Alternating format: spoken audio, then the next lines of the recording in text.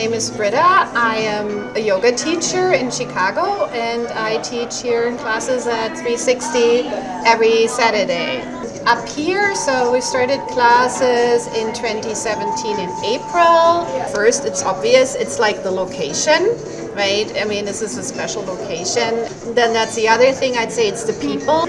People really from everywhere. It's like a lot. We have tourists, we have locals, we have people visiting. It's really for everyone. It's very welcoming. And it's, it's not this like, I have to be a certain way to do yoga to be here. So really coming back to that philosophy of like coming to our own true self, really, which yoga for me is about. Getting up and being present is just the first half of a battle. And being able to finish that, you deserve a nice little reward. So your reward would be a mimosa or a coffee in the morning, and it'll get you up.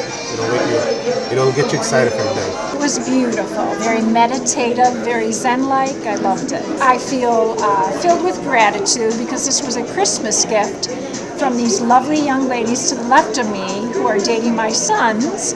And I feel gratitude that I have them in my life, and they presented such a beautiful, scenic gift for me for Christmas. Do it! Perfect. Do yoga and come up here to do yoga.